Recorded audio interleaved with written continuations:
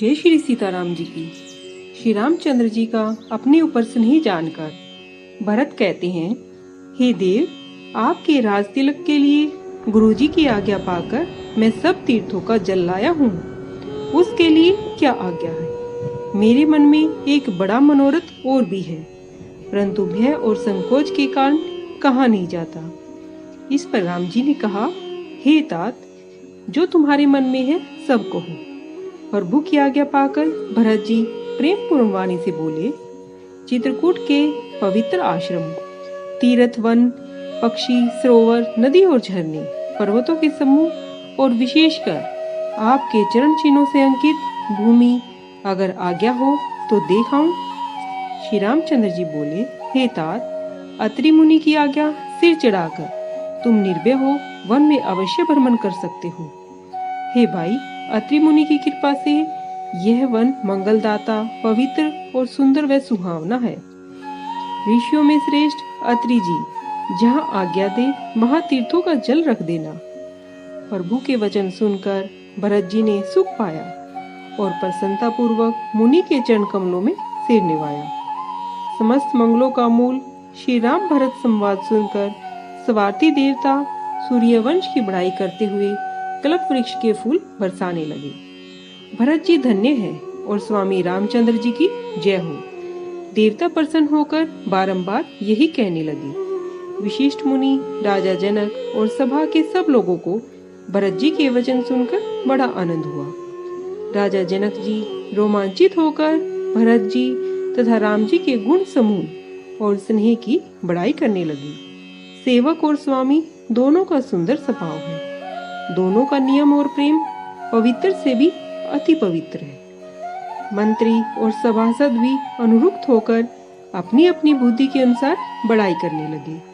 श्री राम भरत संवाद सुनकर दोनों समाजों के हृदय में आनंद और दुख दोनों हुए। श्री राम जी की माता कौशल्या जी ने दुख और सुख को समान जानकर गुण दोष कहकर रानियों को समझाया। कोई तो राम जी के बड़प्पन और कोई भरत जी की भलाई की चर्चा करने लगी। तब अत्रि जी ने भरत जी से कहा, पर्वत के पास ही एक सुंदर कुआं है, उसमें यह तीर्थों का पवित्र अनुपम और अमृत रूपी जल को स्थापित कर दीजिए। अत्रि मुनि की आज्ञा पाकर भरत जी ने तीर्थों के जल के सब पात्र आगे भिजवा दिए और शत्रुघ्न समेत आप मुनि और साधुजनों को संग लेकर वहां पहुंचे जहां अथाह कुआं था और वह पवित्र जल इस पुण्य स्थान में रख दिया। तब प्रसन्न होकर अत्रि मुनि से प्रेम बोले, हे तात, यह अनादि सिद्ध स्थल है। काल चक्र से यह लोप हो गया था। इसका पता किसी को मालूम नहीं था। सब सेवकों ने जल में स्थान देखा, तब सुंदर जल के लिए एक विशेष कुआं बना दिया। देव योग से संसार का उपकार हो गया। धर्म का अगम विचार सबके लिए अब सुगम हो गया। अब इसे लोग भरतकूप कहेंगे। तीर्थों के जल के संयोग से यह अत्यंत पवित्र हो गया है। प्रेम पूर्वक नियम से जो प्राणी इसमें स्नान करेंगे वे कर्म, मन और वाणी से पवित्र हो जाएंगे। कूप की महिमा कहते हुए सब वहां गए जहां श्री रामचंद्र जी थे। अत्रि जी ने राम जी को उस तीर्थ का पुण्य प्रभाव सुनाया। प्रीति के साथ धर्म इतिहास कहते हुए भोर हो गया। वह रात सुखी से बीती। भरत शत्रुघ्न दोनों भाई नित्य क्रम से निवृत्त होकर राम जी, अत्रि जी तथा गुरु विशिष्ट की आज्ञा पाकर समाज समेत सब सादे साज सजाकर श्री राम जी के वन में भ्रमण के लिए पैदल चल दिए। कोमल चरण वाले भरत जी जब बिना जूते पहने चलने लगे, तब मन ही मन सकुचा कर पृथ्वी कोमल हो गई। कुश, कांटे, कंकरी, गड्ढे आदि कड़वी और कठोर और बुरी वस्तुओं को छिपाकर पृथ्वी ने मार्ग सुंदर और कोमल कर दिए। शीतल मंद सुगंधित हवा सुख पूर्वक बहने लगी। देवता फूल बरसाकर, मेघ छाया करके, वृक्ष फूल फलकर और घास कोमल होके, मृग देखकर तथा पक्षी मीठी वाणी बोलकर सभी उन्हें राम जी के प्रिय जानकर सेवा करने लगे। साधारण पुरुष को भी जब जम्हाई लेकर राम कहते हैं तो सब सिद्धियां सुलभ हो जाती हैं। तो राम जी के प्राण प्यारे भरत जी के लिए यह बात कोई बड़ी नहीं है।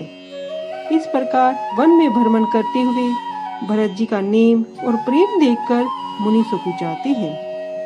पवित्र जलाशय, पृथ्वी के पवित्र भाग, खग, मृग, पक्षी और घास, पर्वत तथा बगीचे सभी को सुंदर, अनोखे, पवित्र और दिव्य देखकर भरत जी पूछते और सुनकर अत्रि जी प्रसन्न होकर सबकी उत्पत्ति, नाम, गुण और पुण्य तथा प्रभाव सुनाते हैं। भरत जी कहीं स्नान करते हैं, कहीं प्रणाम करते हैं और कहीं वन की शोभा देखते हैं और कहीं मुनि की आज्ञा से बैठकर सीता समेत राम जी और लक्ष्मण जी का स्मरण करते हैं। भरत जी के स्वभाव, स्नेह और सुंदर सेवा को देखकर वन देवता प्रसन्नता पूर्वक आशीर्वाद देते हैं। इस प्रकार 2.5 दिन बीत जाने पर सब लौट आते हैं और आकर प्रभु के चरण कमलों के दर्शन करते हैं। जय श्री सीताराम जी की।